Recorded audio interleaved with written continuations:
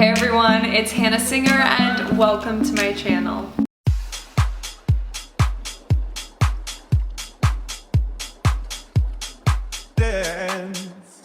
Something about the way you look to me, yeah.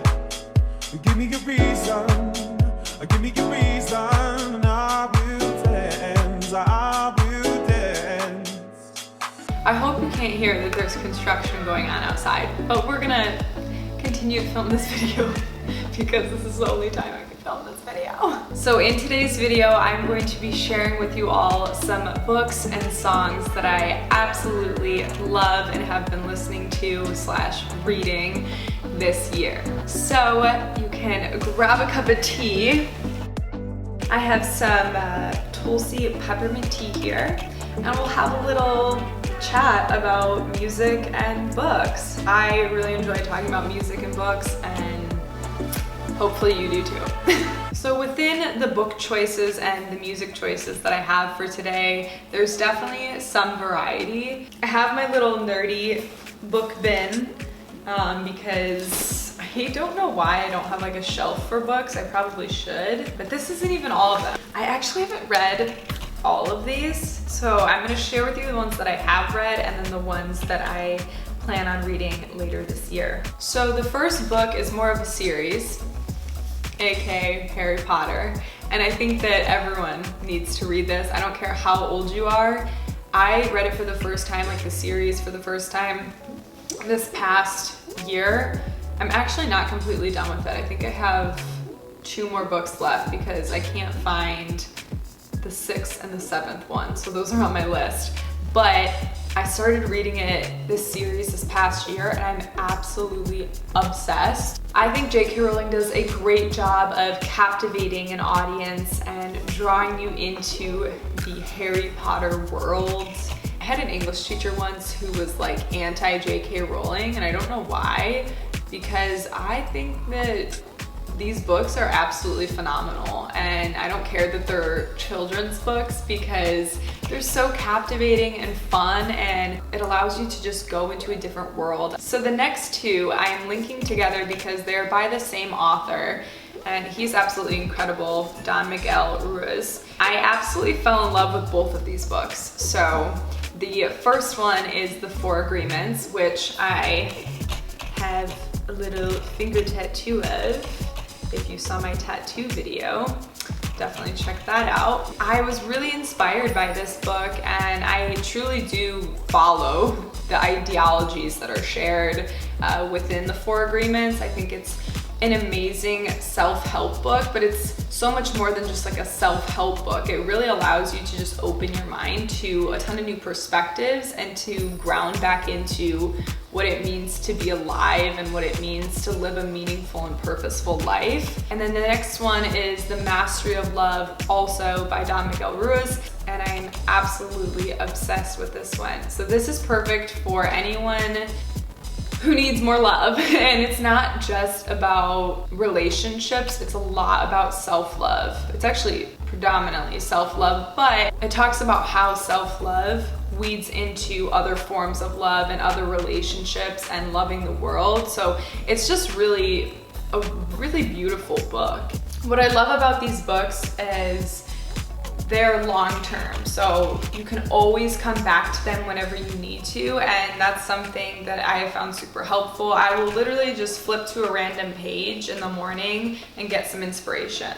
Nobody abuses us more than we abuse ourselves. The way we judge ourselves is the worst judge that ever existed. It's just pieces of knowledge like that are super inspiring, because it's true. Like, we do judge ourselves more than anyone else in the world, and you are what you are, and that is all you are.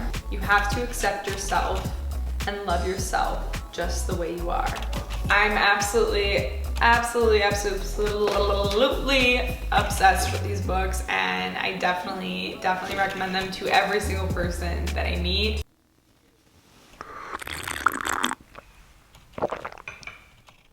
The next book I have is a poetry book. It's called Love Her Wild by Atticus. And this book is so beautiful. Hear me out on poetry books because I feel like they're underrated. They're some of the best books out there because they're such easy reads and they're so raw and real and they just make you think. So just like the other books, I just like to flip through it and find a page and then read it. Don't ask her to be a rock for you to lean upon. Instead, build her wings and point her to the sky, and she will teach you both to fly. That's why I love books like this. Everything is just so powerful, and the imagery in this book is so beautiful. Like there's so many like different pictures in here of like mountains and the night sky and oceans, and it's so good. It's such a quick read too. I read this in 2 days. There's 2 poetry books that I don't have with me, but I am absolutely in love with by Ruthie Carr. The Sun and Her Flowers and Milk and Honey. Very, very powerful books, very, very real, and like, I need another word instead of raw, but they're just super raw and real. Can't think of any other way to describe them. So the next book is called Big Magic. I read this last month and I absolutely loved it, and I'm still finding myself connecting back to it a lot. So the author of this book is Elizabeth Gilbert, and she made Eat, Pray, Love, which is another one of my favorite books. I don't have that book with me, but that's another strong recommendation. But Big Magic is really, really cool because it opens your mind to this idea of creativity and what creativity is. We are all creative in our own ways, and we can easily tap into that creativity and build it and become friends with it. And this book talks all about that, and I absolutely love it. It's just super, super, super personal too. I feel like it's really easy to connect with Liz Gilbert in both of her books. Like she's a very personable author. Again, you can just like flip to a random page and boom, there's probably going to be something inspirational. She said, in fact, I didn't put any conditions or restrictions on my path at all. My deadline was never. I simply vowed to the universe that I would write forever, regardless of the result. I also promised that I would never ask writing to take care of me financially, but that I would always take care of it. Stuff like that, I love that. I'm sure you can probably tell by now, but most of the books that I like to read are like self-help books, and it's not because I'm like, I need a lot of help. Maybe I do, but no, it's not because I feel like I need a lot of help, but rather I feel like it opens my mind to a ton of new ideas, and I love constantly exploring new ways of thinking, new ways of living and being, and I feel like each author has such a different perspective and background to bring, and that's what's really cool. So the next book is something I'm currently reading right now. I'm like halfway through it. It is You Are a Badass by Jen Cicero, and I also got You Are a Badass at Making Money, but I haven't gotten around to this one yet, so unfortunately I can't really talk about this book, but I can tell you that based off of this book, I'm expecting this one to be very, very, very good, because this book is phenomenal. Because this book is phenomenal, like so good. I've been reading it every single night, and I love it because I feel like I learned something new. That's again why I love reading, because every single time I open this, I'm like mind blown about another idea, or I have another awakening, or just like radical thought that I'm like, oh my gosh, how have I missed this my whole life? Like Elizabeth Gilbert, Jen Cicero has a very personable tone to her voice and to her writing, and she's funny. She adds a lot of like comedic pieces in there, so I find myself laughing at stuff she says. But also the structure of this book is super beautiful. There's a lot of quotes in there from famous people, and the way that she breaks it up is very easy to read. So it's not like agonizing self-help books where it's like this ongoing, you know, storyline that is forever and forever and forever, and you're just like, why am I reading this? This is a waste of my time. It's like everything in here has a point and a purpose and an intention behind it, and you can tell that she really put in a lot of time and effort into creating this. Okay, so like every other book, you can just kind of flip through, open a page, Oh, so okay, this part of the book is about advice on how to love yourself, basically. And it says, do things you love. Really listen to how you speak and pay attention to what you do, and make a conscious effort to increase your joy in whatever capacity you can. It's about being proactive, about creating a life you love instead of meekly living the one you think you're stuck in. Give yourself the gift of a joyous life while you're still among the living. I mean, preach. Oops, I just broke something. Hold on. So these next couple of books are just ones that I have been recommended to read by my sister Haley, who is also a book lover, and she has had nothing but amazing things to say about each one of them. So I'll share them with you and just like the basic information on them, but I haven't had a chance yet to get through them all.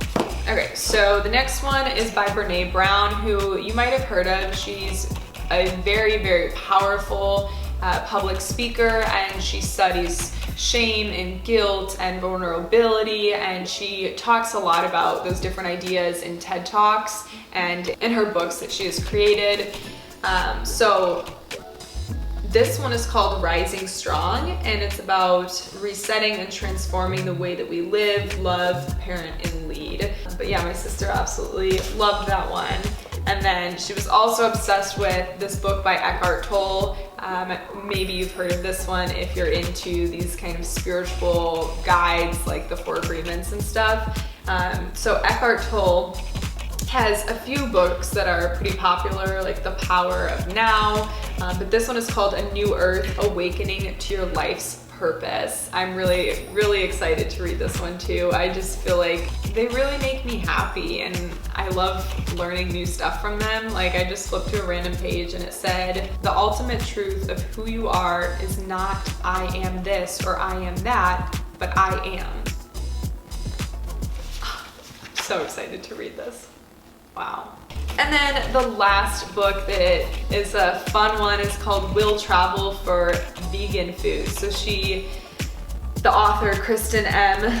Lajoignisse, I don't know how to pronounce her last name, she basically goes to 48 states and 547 restaurants in 2 years, which ended up being 39,000 miles. So it's kind of like her little break-free adventure where she travels in a van and eats at vegan restaurants and talks about the experience and her life. So for this last little part of today's video, I want to share some songs that I've been absolutely obsessed with. They're kind of all over the place when it comes to genre, but I don't really fall into one category of music. I like all music, and these are just some that I've been really, really loving and connecting to on a deeper level. Number one is Sunshine by T.I.E.K.S. This song is a freaking bop. It's so good, and it just makes me feel better. Every time I play it, I'm just like,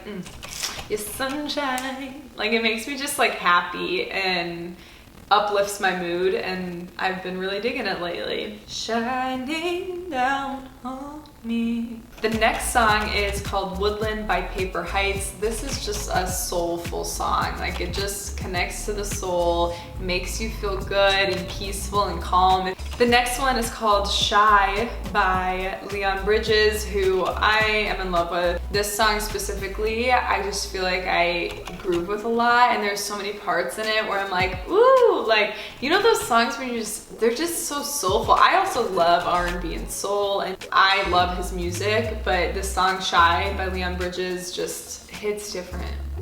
The next one is a really cool song. It's called Hold On by Sampha. It has like a really cool intro to it, and it just gets you like going and like motivated. This next song though is If the World Was Ending by JP Saxe and Julia Michaels. I think I'm like really late to this train because I like just started listening to it, and I've been playing it on repeat.